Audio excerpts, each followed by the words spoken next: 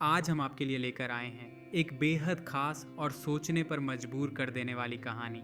एक छोटी महिला जिसे लिखा है प्रसिद्ध लेखक फ्रेंज काफ्का ने। वह एक छोटी महिला है, स्वाभाविक रूप से पतली, अच्छी सुसज्जित। जब भी मैं उससे मिलता हूँ वह हमेशा उसी पोशाक में होती है जो भूरे पीले कपड़ों की बनी है। इसका रंग लकड़ी से मिलता जुलता है। यह व्यवस्थित तरीके से कटा हुआ है तथा इस पर कपड़े के रंग के ही बटन की तरह दिखने वाले फुदने लगे हैं। वह कभी टोप नहीं पहनती तथा उसके बाल सुलझे हुए हैं, लेकिन ढीले ढाले ढंग से बंधे हुए हैं। यद्यपि वह पूर्ण रूप से सुसज्जित है, लेकिन वह फुर्तीली है तथा तेजी से चलती है। वास्तव में वह अपेक्षाकृत कुछ ज़्यादा ही तेजी से चलती है। उसे अपनी कमर पर हाथ रखकर तथा अपने ऊपरी भाग को अचानक एक और आश्चर्यजनक रूप से मोड़ना बहुत पसंद है। उसके हाथ के प्रभाव को महसूस करके मुझे ऐसा लगा कि उसके हाथ में उंगलियों के बीच जितना स्पष्ट अंतर है वह मैंने पहले कभी नहीं देखा। फिर भी उसके हाथों में कुछ संरचनात्मक विचित्रता नहीं है, ये पूरी तरह से सामान्य है। यह छोटी महिला मुझसे खुश नहीं रहती है। उसे हमेशा मुझ में कुछ न कुछ कमी दिखाई देती है। मैं हमेशा उसके साथ कुछ न कुछ गलत करता रहा हूँ। मैं हर कदम पर उसे नाराज़ करता रहा हूँ।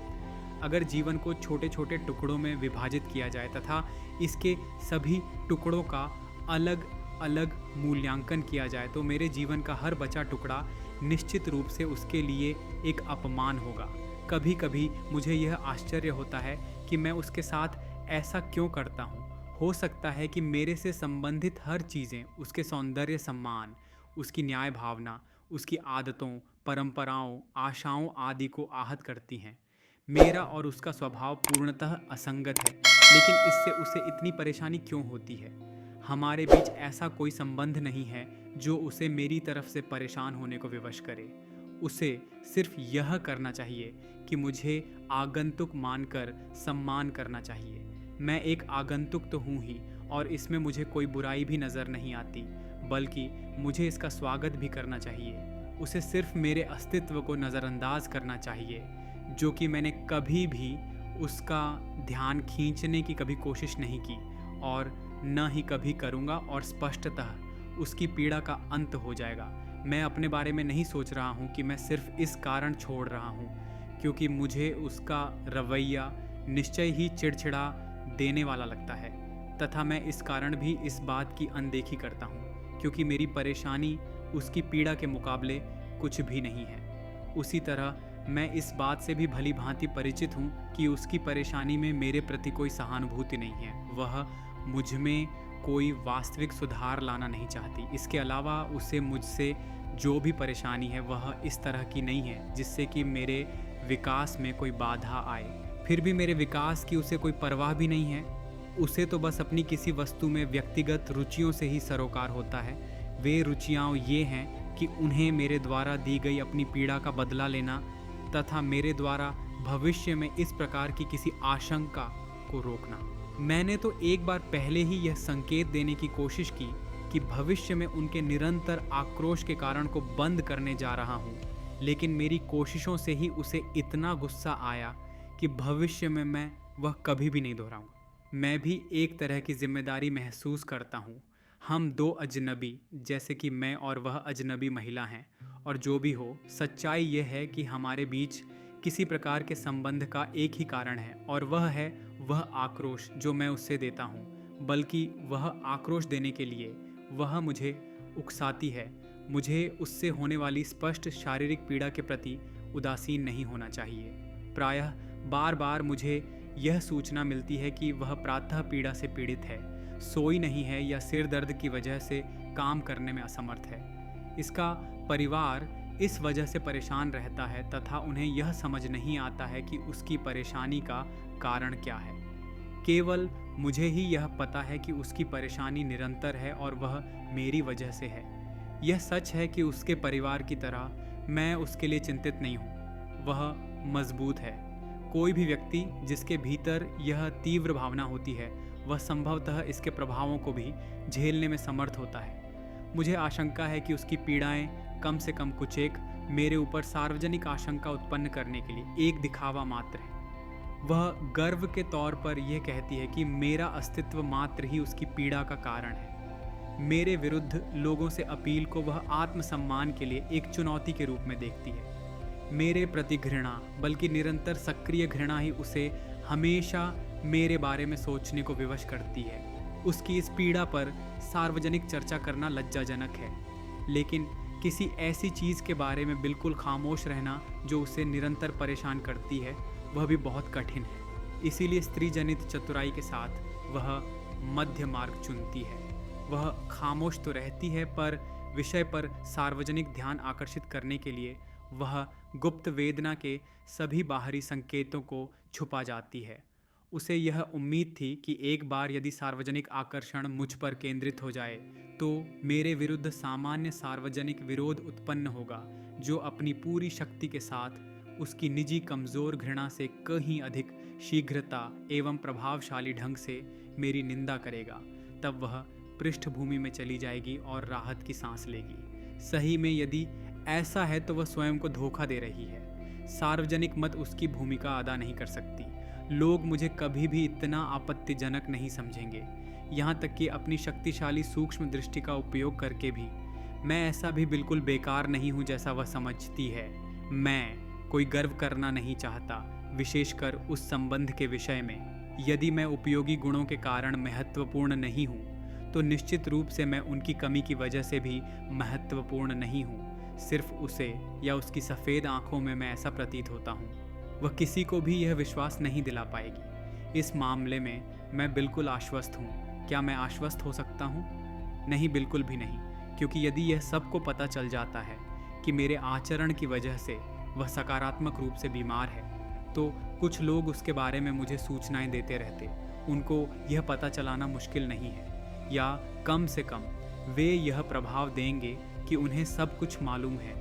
लोगों को मुझसे यह प्रश्न करना चाहिए कि मैं बेचारी छोटी महिला को क्यों परेशान करता हूँ, तथा क्या मैं उसे इतना परेशान करना चाहता हूँ कि वह मर जाए, या मुझ में इतनी समझ कब आएगी तथा शालीन मानवीय संवेदनाएं मुझे उसके साथ ऐसा व्यवहार करने से रोकेंगी।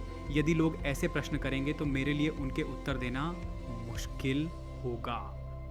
क्या मुझे स्पष्ट रूप से ये स्वीकार कर लेना चाहिए कि मैं बीमारी के इन लक्षणों में विश्वास नहीं करता, तथा ऐसा प्रभाव पैदा करना चाहिए कि मैं एक ऐसा इंसान हूँ जो स्वयं को आरोपों से बचाने के लिए दूसरों पर आरोप लगाता है, वह भी अत्यंत धृष्टता के साथ। और मैं कैसे यह खुले तौर पर कह सकता हूँ कि यद्यपि मुझे यह विश्वास है कि वह सचमुच में बीमार थी, पर मुझे उसके प्रति थोड़ी सी सहानुभूति नहीं है, क्योंकि वह एक अपरिचित है तथा उसके और मेरे बीच किसी भी प्रकार का संबंध एक तरफा तथा उसकी स्वयं की कृति है। मैं यह नहीं मानता कि लोग मुझ पर विश्वास नहीं करेंगे। उनकी इसकी गहराई में जाने में रुचि नहीं होगी। वे तो सिर्फ मेरे इस कमज़ोर बीमार महिला के विषय में दिए उत्तरों को नोट कर लेंगे, तथा वह मेरे लिए थोड़ा ही होगा। मेरा कोई भी उत्तर इस प्रकार के मामलों को आवश्यक रूप से प्रेम प्रसंग के रूप में देखने में लोगों की असमर्थता के विरुद्ध होगा। यद्यपि यह बिल्कुल स्पष्ट है कि ऐसे किसी संबंध का कोई अस्तित्व नहीं है। यदि ऐसा हो भी तो ये और से होगा, न कि उसकी ओर से। मुझे उस छोटी महिला के निर्णय की शीघ्रता तथा निष्कर्ष निकालने की उसकी निरंतर दृढ़ता की प्रशंसा करनी चाहिए, पर ऐसा तब होता जब वह अपने इन गुणों को मेरे विरुद्ध अस्त्र के रूप में प्रयोग नहीं करती। वह मेरे प्रति तनिक मात्र दोस्ती नहीं दर्शाती। इस मामले में वह ईमानदार एवं सच्ची है, तथा यही मेरी अंतिम आशा थी, क्योंकि इस बात की थोड़ी भी आशंका नहीं थी कि कभी भी मेरे प्रति उसका व्यवहार बदलेगा। लेकिन सार्वजनिक मत, जो ऐसे मामलों में पूर्णतः असंवेदनशील होता है, वह पक्षपातपूर्ण होगा तथा मेरा त्याग होगा। इसलिए मेरे लिए एकमात्र चीज़ यह थी कि मैं समय के साथ बदल जाऊं, इससे पहले कि लोग इस मामले में हस्तक्षेप करें, ताकि उस छोटी महिला की मेरे प्रति घृणा कम हो सके। वास्तव में मैंने कई बार स्वयं से पूछा है कि क्या मैं अपनी वर्तमान सोच से इतना खुश हूँ कि मैं बदलना नहीं चाहता था, मैं बदलने की कोशिश नहीं कर सका। यद्यपि मुझे यह करना चाहिए, इसलिए नहीं कि यह ज़रूरी है, बल्कि उस छोटी महिला के मेरे प्रति क्रोध को शांत करने के लिए। मैंने ईमानदारी से यह कोशिश की है, इसके लिए कुछ परेशानियां भी उठाई, यहाँ तक कि मुझे फ़ायदा भी हुआ। ये एक प्रकार का ध्यान भंग भी था। कुछ परिवर्तनों के परिणाम भी आए जो बिल्कुल स्पष्ट होने में समय लगा। मैं उस ओर उसका ध्यान आकृष्ट करना नहीं चाहता। उस तरह की चीज़ों का पता उसे मुझसे जल्दी लग जाता है। मेरे दिमाग में क्या चल रहा है इसका पता भी उसे मेरी अभिव्यक्ति से पहले चल जाता है। लेकिन मेरी कोशिशों को कोई सफलता नहीं मिली। यह कैसे इस तरह संभवतः कर सकता था? उसकी मेरे प्रति घृणा, जो मुझे मालूम है बुनियादी है, उसे कोई भी ख़त्म नहीं कर सकता। यहाँ तक कि मैं स्वयं ख़त्म हो जाऊँ तब भी। अगर उसे पता चल जाए कि मैंने आत्महत्या कर ली है तो उस पर क्रोध छा जाएगा। अब तो मैं यह कल्पना भी नहीं कर सकता कि इतनी तीक्ष्ण बुद्धि वाली महिला मेरी तरह अपने द्वारा की गई कार्रवाइयों की निरर्थकता एवं उसकी आवश्यकताओं के अनुरूप ढलने की मेरी मजबूरी को नहीं समझती है। निश्चय ही वह यह समझती है, लेकिन स्वभावतः लड़ाका होने के कारण वह यह भूल जाती है। और मेरी दुर्भाग्यपूर्ण मनोदशा, जिसका मैं कुछ नहीं कर सकता क्योंकि यह स्वभावतः ही ऐसा है, और जो मुझे किसी भी उस व्यक्ति को हल्की डांट लगाने के लिए उकसाता है जो उग्रतापूर्ण व्यवहार करता है। इस प्रकार स्पष्टतः हमारे संबंध कभी अच्छे नहीं होंगे। सुबह सवेरे जब सुखद मूड में मैं घर छोड़ूंगा तो मेरी नज़र उसके मुखड़े पर ही पड़ेगी, जो मुझे देखते ही झुक जाता है। उसकी गहरी सजग निगाहें जो उचटती हुई मुझ पर पड़ती हैं, लेकिन फिर भी सब कुछ ताड़ जाती हैं। उसके युवा गालों पर उभरते व्यंग्यात्मक मुस्कान, नज़रों में शिकायत, कमर पर रखे हाथ जो उसे अपना संतुलन बनाने में मदद करते हैं, और तभी क्रोध के वेग से पीली पड़ जाती है तथा कांपने लगती है। अभी थोड़ा पहले ही मैंने मौका पाकर पहली बार आश्चर्यजनक अनुभूति के साथ अपने एक अच्छे मित्र से अनौपचारिक रूप से इस बात पर चर्चा की। मैंने एक मामूली घटना के रूप में उसे अपने मित्र को बताया। उत्सुकतावश मेरे मित्र ने उसकी अपेक्षा नहीं की, बल्कि इसे गंभीरता से लिया और उस पर विचार विमर्श के लिए आग्रह किया। इससे भी ज़्यादा उत्सुकता की बात यह थी कि उसने एक विषय विशेष को गंभीरता से नहीं लिया, क्योंकि उसने थोड़े समय के लिए चले जाने की मुझे गंभीर सलाह दी। कोई भी सलाह कम समझने योग्य नहीं हो सकती। यह बात तो बिल्कुल साधारण थी। जो कोई भी इसे निकट से देखता इसे समझ सकता था। फिर भी यह इतना आसान भी नहीं कि सिर्फ मेरे चले जाने भर से ही सब कुछ सही हो जाएगा, यहाँ तक कि इसका बड़ा भाग भी। इसके विपरीत इस तरह के प्रस्थान से ही मुझे बचना चाहिए। यदि मुझे किसी योजना पर काम ही करना हो तो वह यह होना चाहिए कि इस विषय को मुझे इसकी वर्तमान संकीर्ण सीमा में रखना चाहिए, जिसमें बाहरी दुनिया की कोई संलिप्तता न हो। दूसरे शब्दों में, मैं जहाँ हूँ वहीं चुपचाप रुक जाना चाहिए तथा जहाँ तक संभव हो उससे अपने आचरण को अप्रभावित रखूँ। मुझे किसी और से इसकी चर्चा नहीं करनी चाहिए, इसलिए नहीं कि यह एक खतरनाक रहस्य है, बल्कि यह एक मामूली एवं विशुद्ध रूप से व्यक्तिगत मामला है, और इसी कारण इसे गंभीरता से नहीं लेना चाहिए तथा उसे उस स्तर पर ही रखना चाहिए। इसलिए कुल मिलाकर मेरे दोस्त की टिप्पणी बिल्कुल निरर्थक भी नहीं थी। उससे मुझे कुछ नया सीखने को नहीं मिला, फिर भी उससे मेरा मूल संकल्प मजबूत हुआ। निकट से देखने पर ऐसा लगता है कि समय के साथ उस मामले में प्रगति हुई है, लेकिन वास्तव में यह इस विषय पर प्रगति नहीं थी, बल्कि मेरा उसे देखने के नज़रिए में बदलाव था। एक ओर तो यह अधिक संगठित, मजबूत और घातक बन गया था, तो दूसरी ओर निरंतर तनाव के कारण, जिससे मैं उबर नहीं सकता, चाहे यह जितना भी हल्का हो, इससे मेरा चिड़चिड़ापन बढ़ा ही था। अब मैं इस बात की वजह से कम परेशान हूँ कि मैं मानता हूँ कि मैं समझता हूँ कि किसी निर्णायक संकट की स्थिति में पहुँचना कितना असंभव है, जो कभी कभी इतना अवश्यंभावी प्रतीत होता है। कोई भी आसानी से छोड़ देता है, विशेषकर जब वह युवा होता है, ताकि निर्णायक क्षणों के पहुँचने की गति को बढ़ा सके। जब कभी भी मेरी छोटी आलोचक मुझे देखते ही बेहोश होती है, एक हाथ से कुर्सी की पीठ को पकड़ते हुए तथा दूसरे हाथ से अपने अंतवस्त्रों के फीते को तेजी से खींचते हुए, जब कुर्सी के एक ओर धंस जाती है, उसके गालों पर क्रोध और निराशा के आंसू बहने लगते हैं, तो मैं यह सोचा करता था कि अब वह क्षण आ गया है, अब वहाँ आ गया है, तथा मैं अपने लिए जवाब देने के लिए बस बुलाया ही जाने वाला हूँ। फिर भी वह निर्णायक क्षण या बुलावा नहीं था। महिलाएं तुरंत बेहोश हो जाती हैं तथा लोगों के पास उनकी करतूतों को देखने का समय नहीं होता। और इन वर्षों में वास्तव में क्या घटा है? कुछ भी नहीं, सिवाय इसके कि ऐसे अवसर बार बार आते रहे हैं, कभी अधिक तो कभी कम उग्रता से, तथा उनका कुलशेष उसी के अनुरूप बढ़ा है। आरंभ में लोग एक निश्चित दूरी बनाते थे तथा तभी हस्तक्षेप करते जब उन्हें इसे करने का कोई रास्ता दिखाई पड़ता, लेकिन उन्हें ऐसा कोई उपाय नहीं दिखाई पड़ता। इसीलिए अब तक तो उन्हें अपने पर्यवेक्षण पर ही निर्भर रहना पड़ता था।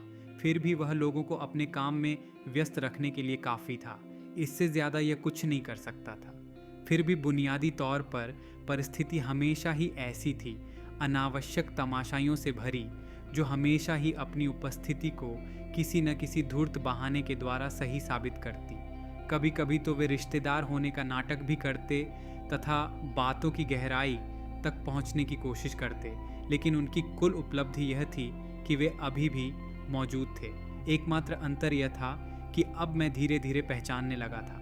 बहुत पहले मैं यह समझता था कि वे अभी अभी धीरे धीरे बाहर से अंदर आए हैं तथा यह इस बात की व्यापक प्रतिक्रिया की परिणति है तथा ये स्वयं एक संकट को जन्म देंगे। आज मैं यह समझता हूँ कि मुझे मालूम था कि ये तमाशाई शुरू से ही हमेशा से वहाँ मौजूद थे तथा उनका किसी संकट की आवश्यकता से थोड़ा बहुत या बिल्कुल भी लेना देना नहीं था, और स्वयं उसे मुझे इस नाम से गौरवान्वित क्यों करना चाहिए? यदि ऐसा कभी होता है, निश्चय ही कल या कल के बाद भी नहीं, शायद कभी भी नहीं। फिर भी सार्वजनिक मत खुद ही इस बात का फैसला करेगी, जो कि मैं एक बार फिर दोहराता हूँ कि यह बात उसकी क्षमता के बाहर है। निश्चय ही मैं भी इससे बच नहीं सकता, लेकिन दूसरी ओर लोगों को इस बात पर भी ध्यान देना होगा कि मैं भी लोगों की नज़र में अनजान नहीं हूँ। मैंने भी लोगों के बीच एक लंबा जीवन जिया है, वह भी पूरे विश्वास एवं भरोसे के साथ, और यही बात उस छोटी महिला को परेशान करती है। मेरे जीवन में देर से आने वाली यह महिला जो मुझे टिप्पणी करने को विवश करती है, कोई भी दूसरा व्यक्ति इसे सहज ही अनसुनी कर देता कि यह महिला ज़्यादा से ज़्यादा बुरा यह कर सकती है कि सार्वजनिक मत को प्रभावित कर सके, जिसने बहुत पहले ही मुझे समाज के एक सम्मानित व्यक्ति के रूप में स्वीकार किया है। आज यही स्थिति है और इससे मुझे प्रभावित होने की तनिक संभावना है। तथ्य तो यह है कि समय के साथ मेरे में भी कुछ नकारात्मक बदलाव आए हैं, लेकिन उसका इस विषय से कुछ सरोकार नहीं है। कोई व्यक्ति किसी की घृणा का निरंतर केंद्र बनना बर्दाश्त नहीं कर सकता है, जबकि वह जानता है कि यह घृणा अकारण है, निराधार है। तब वह परेशान हो जाता है, तब वह अंतिम निर्णय की अपेक्षा करने लगता है तथा एक समझदार व्यक्ति की तरह उसे यह विश्वास होता है कि ऐसा निर्णय अभी आने वाला नहीं है। आंशिक रूप से भी यह बढ़ती उम्र के लक्षण है। यौवन हर चीज़ को आकर्षक बना देता है तथा भद्दे लक्षण यौवन की उफनती ऊर्जा में कहीं गुम हो जाते हैं। यदि किसी व्यक्ति की युवक के रूप में निगाहें चौकस हैं तो कोई इस बात पर बिल्कुल ध्यान नहीं देता, यहाँ तक कि वह व्यक्ति स्वयं भी। लेकिन जो चीज़ें बुढ़ापे तक साथ रहती हैं वह हैं अवशेष। हर चीज़ आवश्यक है, कुछ भी नया नहीं है। हर चीज़ की जांच परख जारी है तथा किसी उम्रदराज व्यक्ति की निगाहें स्पष्टतः चौकस हैं तथा उन्हें पहचानना मुश्किल भी नहीं है। उसकी स्थिति में सिर्फ यह ही वास्तविक गिरावट नहीं है, इस मामले में भी यही बात है। यदि किसी भी दृष्टिकोण से मैं इस मामले पर विचार करूं, तो ऐसा लगता है कि यदि मैं इस पर अपना हाथ रखूं, तो चाहे बहुत हल्के से भी, मैं लोगों की भावनाओं से अप्रभावित हुए बिना तथा उस महिला के सारे आक्रोश के बावजूद भी आने वाले समय में शांतिपूर्वक एक लंबा जीवन जीऊँगा। मैं इस बात के प्रति दृढ़ हूँ। तो दोस्तों, कैसी लगी आपको आज की कहानी, एक छोटी महिला? फ्रेंज काफ्का की इस कहानी के जरिए हम यह महसूस कर पाते हैं कि कभी कभी किसी का गुस्सा या चिढ़ सिर्फ हालात की वजह से नहीं, बल्कि उसकी अपनी लड़ाई होती है जो वो हर पल खुद से लड़ रहा होता है। अगर आपको यह कहानी पसंद आई हो तो लाइक ज़रूर करें। कमेंट में बताएं कि आपको इस कहानी का कौन सा पहलू सबसे ज़्यादा सोचने पर मजबूर कर गया, और easy learning tree junior channel को सब्सक्राइब करना ना भूलें। फिर मिलेंगे एक और नई दिल को छू जाने वाली कहानी के साथ।